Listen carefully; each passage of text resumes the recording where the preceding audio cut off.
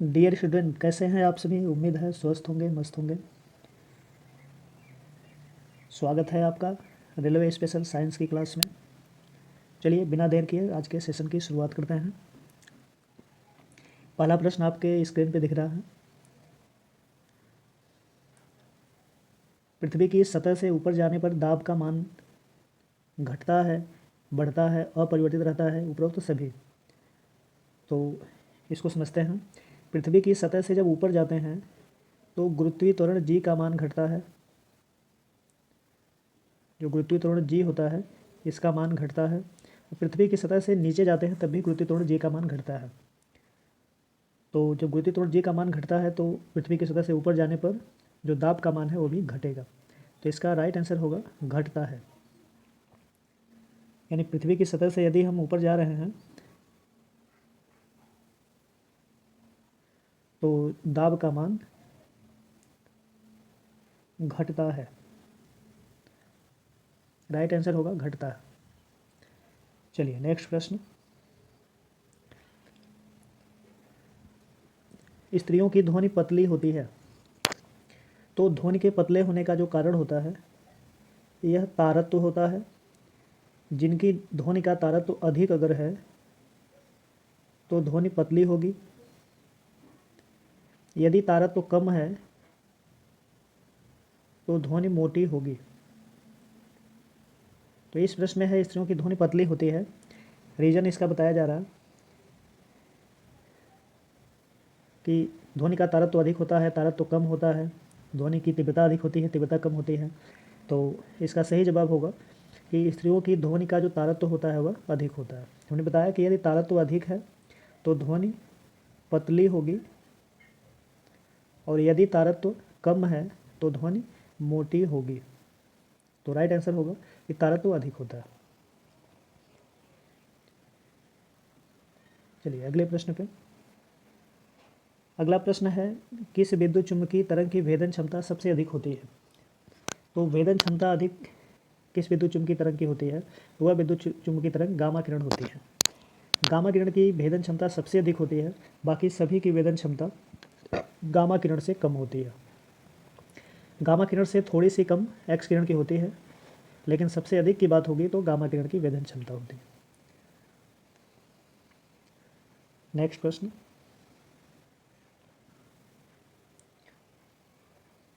मानव शरीर का ताप होता है। जो ताप होता है वह शरीर का एक ऐसा गुण है जिससे गर्माहट या ठंडेपन का पता चलता है। जिससे गर्माहट या ठंडेपन का पता चलता है। ताप एक गुण होता है। अब यहाँ पे प्रश्न में है मानव शरीर का ताप कितना होता है? 37 डिग्री सेल्सियस है, 98.6 फ़ारेनहाइट है, यानी 99.6 फ़ारेनहाइट है, या ए और बी है। तो हम बता दें कि जो ताप होता है यह सेल्सियस पैमाने पर भी नापा जाता है, फ़ारेनहाइट पैमाने पर भी नापा जाता है और केल्विन पैमाने पर भी मापा जाता है। और मनुष्य के जो शरीर का ताप होता है सेल्सियस पैमाने पर 37 डिग्री सेल्सियस होता है और फ़ारेनहाइट पैमाने पर 98.6 फ़ारेनहाइट होता है। इस प्रकार से जो हमारा राइट आंसर होगा वह ए और बी दोनों होगा। तो राइट आंसर हमारा ए और बी दोनों है। यानी 37 डिग्री सेल्सियस या 98.6 फ़ारेनहाइट यह मनुष्य के शरीर का ताप होता है। यह नॉर्मल ताप है मनुष्य के शरीर का।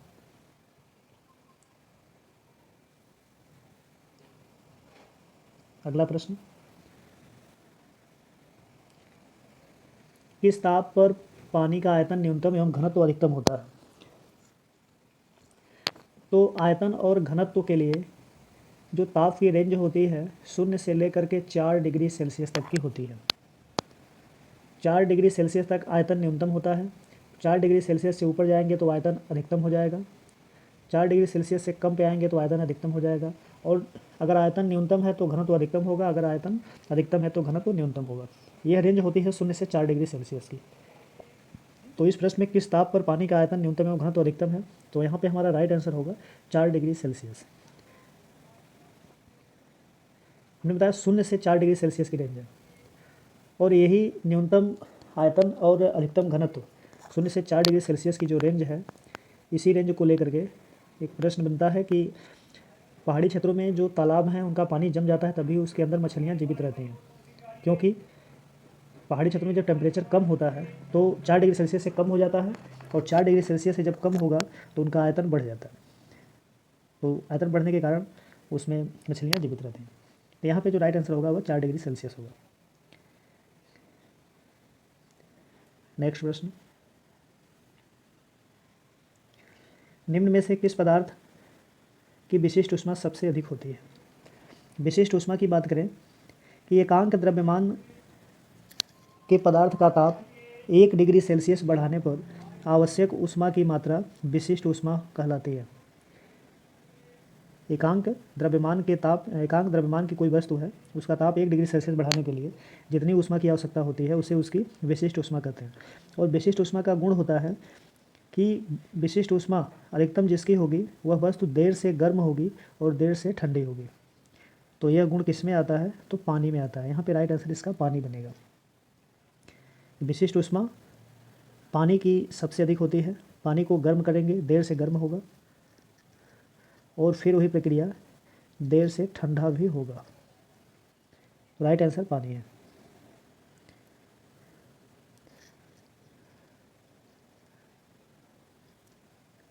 न्यूनतम संभव ताप है, तो फिर ताप से संबंधित प्रश्न हुआ। न्यूनतम संभव ताप कितना होता है? तो याद रखेंगे जो न्यूनतम संभव ताप है वह -273 डिग्री सेल्सियस होता है। न्यूनतम संभव ताप -273 डिग्री सेल्सियस होता है। अब -273 डिग्री सेल्सियस यदि न्यूनतम ताप है, इसी में यदि +273 जोड़ दें तो यह शून्य हो जाता है। इसका मतलब यह ताप परम शून्य ताप कहलाता है। जो 273 डिग्री सेल्सियस है यह परम शून्य ताप कहलाता है। सेल्सियस टेम्परेचर में यदि 273 जोड़ दिया जाए तो इस ताप को केल्विन ताप कहते हैं। यह ताप केल्विन ताप कहलाता है। ये तो यहाँ पे हमारा राइट आंसर 273 -273 डिग्री सेल्सियस होगा। 8वां प्रश्न, ठोस में ऊष्मा संचरण किस विधि से होता है? तो ठोस में ऊष्मा संचरण चालन विधि से होता है। ठोस में ऊष्मा संचरण की प्रक्रिया चालन विधि से है। कोई ठोस है, इसको यदि हम गर्म करें तो गर्म करने के दौरान इसके कण अपना स्थान नहीं छोड़ते हैं। एक दूसरे से नज़दीक होने के कारण इसके अणु एक दूसरे को ऊष्मा देते रहते हैं और अंत में अगर इधर से हम हाथ से पकड़े हैं, इधर से गर्म कर रहे हैं, एक साइड से गर्म कर एक साइड से हाथ से पकड़े हैं तो हाथ भी हमारा गर्म हो जाता है, क्योंकि उसमें संचरण जो है वह चालन विधि द्वारा होता है। अब ऊष्मा का यदि संचरण की बात देखी जाए तो वस्तुओं में ऊष्मा संचरण तीनों प्रकार से होता है। विकिरण भी है, संवहन भी है और चालन भी है। लेकिन जो ठोस की प्रक्रिया होती है, ठोस का सिर्फ चालन में होता है और इसमें कण अपना स्थान नहीं छोड़ते। जो कण है अपना स्थान नहीं छोड़ते। चालन की प्रक्रिया में कण अपना स्थान नहीं छोड़ते। चालन होने के लिए माध्यम की आवश्यकता होती है। इसमें आवश्यक एक चीज़ और होता है, क्या? माध्यम आवश्यक है। राइट आंसर चालन।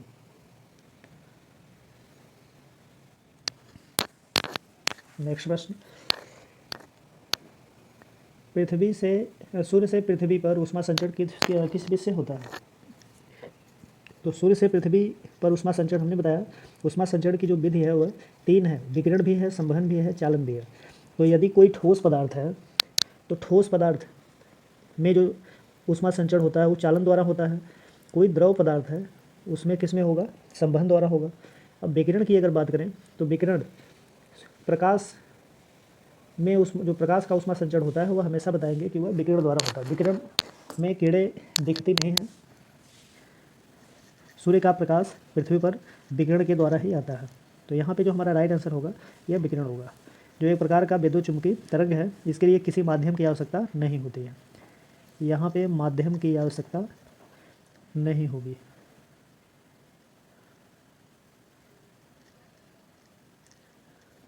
सूर्य से पृथ्वी पर ऊष्मा विकिरण द्वारा आती है।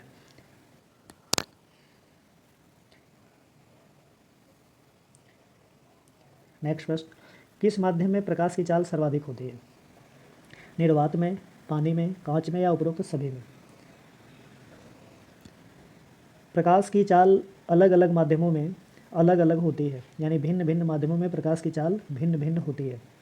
अब भिन्न भिन्न होती है मतलब कि यदि प्रकाश खुले वातावरण में चलेगा, वायु में अगर चल रहा है तो उसमें उसकी चाल दूसरी होगी, निर्वात में दूसरी होगी, पानी में दूसरी होगी, कांच में दूसरी होगी। तो सबसे अधिक किस में होगी? सबसे अधिक प्रकाश की चाल उसी में होगी जहाँ पे कोई रुकावट न हो, किसी प्रकार की रुकावट न हो। तो किसी प्रकार की रुकावट न हो तो रुकावट नहीं होने की स्थिति किस में आती है? निर्वात में आती है। निर्वात का मतलब जहाँ पे वायु भी न हो। लेकिन प्रकाश की चाल के लिए निर्वात को वायु का नाम भी दे दिया जाता है। तो किस माध्यम में प्रकाश की चाल सर्वाधिक होगी? तो बताएंगे निर्वात में। प्रकाश की चाल निर्वात में सबसे अधिक होती है, जो 3 गुणे 10 के घात 8 मीटर प्रति सेकंड होती है। निर्वात में प्रकाश की चाल सबसे अधिक होती है, जो 3 गुणे 10 पे 8 मीटर प्रति सेकंड होती है। यानी निर्वात में प्रकाश 1 सेकंड में 3 गुणे 10 घाते 8 मीटर चलता है, यानी लगभग 30 करोड़ मीटर चलता है। कह सकते हैं कि 1 सेकंड में प्रकाश निर्वात में 30 करोड़ मीटर चलता है। तो राइट आंसर निर्वात। अगला प्रश्न, निर्वात में प्रकाश की चाल है, वही प्रश्न फिर हुआ। निर्वात में प्रकाश की चाल हमने बताया कि 3 गुणे 10 के घात 8 मीटर प्रति सेकंड। तो यहाँ पे 18 बिल्कुल नहीं होगा, 36 बिल्कुल नहीं होगा, 1120 किलोमीटर प्रति सेकंड नहीं होगा। तो यहाँ पे 3 की बात है, तो 3 के आंकड़े में सी वाला है। तो यहाँ पे जो लिखा है यह 3 लाख किलोमीटर प्रति सेकंड लिखा है। तो यहाँ पे 3 गुणे 10 घाते 8 मीटर प्रति सेकंड की बात की गई है। तो इसमें से यदि इस मीटर को किलोमीटर में बदल दिया जाए, तो किलोमीटर में बदलने के लिए इसके 3 जीरो कम कर दिए जाएंगे। तो जब इसमें से 3 जीरो कम कर दिए जाएंगे तो 3 और 5 जीरो, 8 में से 3 कम होगा, 5 बचेगा। तो 2 3 4 5, इकाई, दहाई, सैकड़ा, हज़ार, 10,000, लाख, यानी 3 लाख किलोमीटर हो जाएगा। तो यही हमारा राइट आंसर होगा। यानी निर्वात में अगर प्रकाश की चाल की बात करें तो 3 गुणे 10 घाते 8 मीटर प्रति सेकेंड या 3 गुणे 10 घाते 10 सेंटीमीटर प्रति सेकेंड या 3 लाख किलोमीटर प्रति सेकेंड होता है। तो राइट आंसर 3 लाख किलोमीटर प्रति सेकेंड। 12 नंबर सवाल, प्रकाश है अनुप्रस्थ तरंग, अनुदैर्ध्य तरंग, विद्युत चुंबकीय तरंग या ए और सी दोनों। प्रकाश हमने अभी पीछे बताया कि प्रकाश विद्युत चुंबकीय तरंगों के रूप में चलता है, जिसके लिए कोई माध्यम की आवश्यकता नहीं होती है। तो प्रकाश स्वाभाविक क्या है? विद्युत चुंबकीय तरंग है। प्रकाश के गुणों की जब व्याख्या की गई तो वहाँ पे प्रकाश को ये भी माना गया कि प्रकाश एक प्रकार की क्या है? अनुप्रस्थ तरंग है। पहले अनुदैर्ध्य माना गया था। अनुदैर्ध्य मान करके, प्रकाश की तरंग को अनुदैर्ध्य मान करके परावर्तन की, अपवर्तन की, व्यतिकरण की और विवर्तन की व्याख्या की गई थी। बाद में ध्रुवण की खोज होती है। तो जब ध्रुवण की खोज होती है तो इसी प्रकाश की तरंग को क्या मान लिया गया? अनुप्रस्थ तरंग मान लिया गया। ध्रुवण की खोज होने के दौरान प्रकाश की तरंग को अनुप्रस्थ माना गया। फिर प्रकाश में विद्युत चुंबकीय प्रभाव का गुण होता है। विद्युत चुंबकीय प्रभाव का गुण होता है, तो इसके लिए इसमें विद्युत चुंबकीय गुण आता है। तो इस प्रकार से ए और सी दोनों ऑप्शन सही है। तो राइट आंसर हमारा हो जाएगा ए और सी दोनों। यहाँ पे जो हमारा राइट आंसर होगा वह ए और सी दोनों होगा।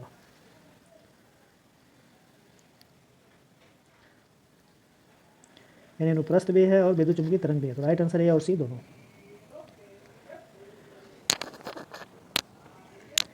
अगला प्रश्न है, किस रंग के प्रकाश का प्रकीर्णन सबसे अधिक होता है? तो याद रखेंगे, प्रकीर्णन किसे कहते हैं? जब प्रकाश की किरणें वायुमंडल से गुजरती हैं तो वायुमंडल में जो अशुद्धियाँ होती हैं उन अशुद्धियों पर एक समान रूप से फैल जाती हैं और वही फैलना प्रकाश का प्रकीर्णन कहलाता है। अब जो सूर्य का श्वेत प्रकाश होता है वह 7 रंगों से मिलकर के बना होता है। अब 7 रंगों से मिलकर के बनने के उपरांत उन 7 रंगों को क्रम से विबग्योर नाम से जानते हैं। विबग्योर नाम से जानते हैं, जिसमें जो आर है, लाल है, रेड है, इसका प्रकीर्णन सबसे कम होता है, और भी वायलेट है, इसका प्रकीर्णन सबसे अधिक होता है। तो प्रकीर्णन सबसे अधिक किसका हुआ? तो कहेंगे बैगनी का हुआ।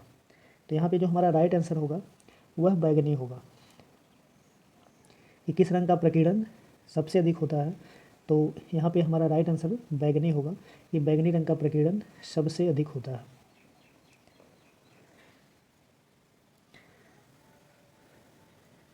यानी वायुमंडल की अशुद्धियों पर सबसे अधिक फैलने वाला जो सूर्य के प्रकाश का रंग है वह बैगनी है। प्रकीर्णन बैगनी रंग का सबसे अधिक होता है। अब प्रकीर्णन के साथ साथ अपवर्तनांक भी बैगनी रंग का सबसे अधिक होता है। लाल रंग का प्रकीर्णन कम होता है लेकिन लाल रंग का अपवर्तनांक अधिक होता है। लाल रंग का जो प्रकीर्णन है वह कम होगा तो अपवर्तनांक भी उसका कम होगा। लाल रंग की तरंग दैर्ध्य अधिक होती है, जो लाल रंग है उसकी तरंग दैर्ध्य अधिक होती है।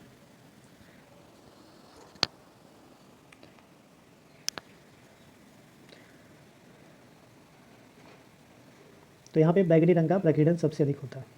चलिए नेक्स्ट प्रश्न,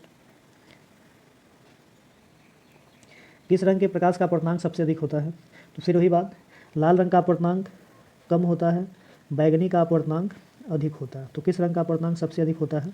तो राइट आंसर हमारा बैगनी हो जाएगा। बैगनी रंग का अपवर्तनांक सबसे अधिक होता है, लाल रंग का कम होता है।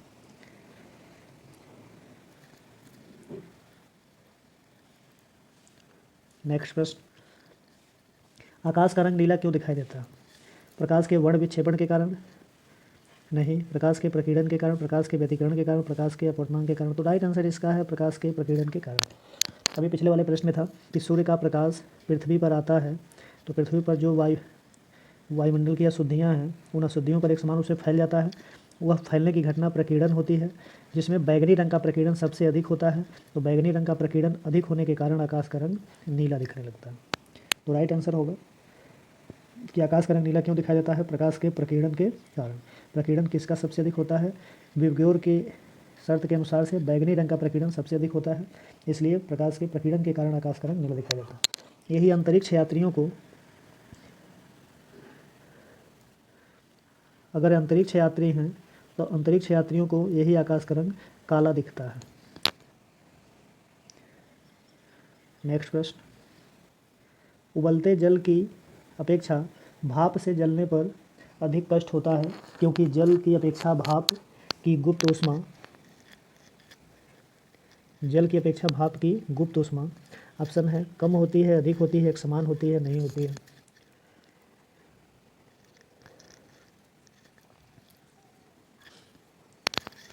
देखें ध्यान से, उबलते जल की अपेक्षा, यानी अगर उबलते जल की अपेक्षा भाप से जल रहे हैं तो अधिक कष्ट होता है। क्यों? क्योंकि भाप की जो गुप्त ऊष्मा है वह क्या होती है? तो बताएंगे, गुप्त ऊष्मा यानी छिपी हुई ऊष्मा। तो भाप की गुप्त ऊष्मा छिपी हुई होती है। उबलता हुआ जल उबलते हुए अपने ऊष्मा को दिखा देता है, लेकिन जो भाप है वह बंद होता है, वाष्प जो है वह अपनी ऊष्मा को इकट्ठा किए रहता है, यानी उसकी गुप्त ऊष्मा अधिक होती है। तो राइट आंसर होगा कि गुप्त ऊष्मा अधिक होती है।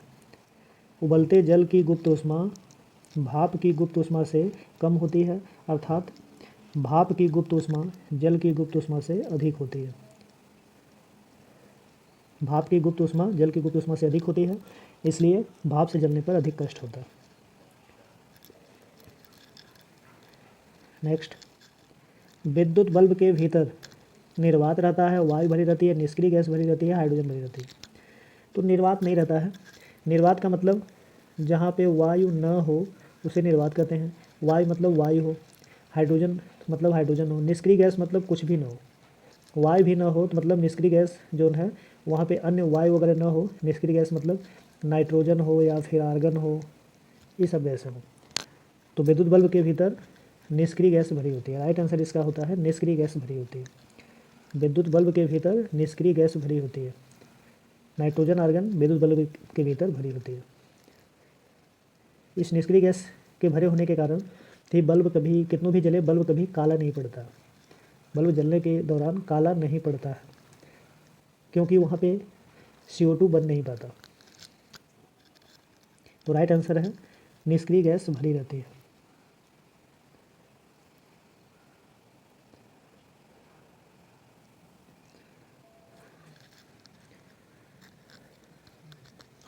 पूर्ण आंतरिक परावर्तन का उदाहरण है।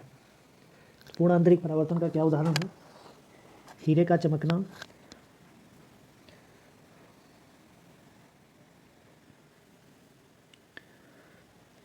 पूर्ण आंतरिक परावर्तन का उदाहरण हीरे का चमकना, रेगिस्तान में मरीचिका, कांच में आई दरार, उपरोक्त सभी। पूर्ण आंतरिक परावर्तन किसे कहते हैं?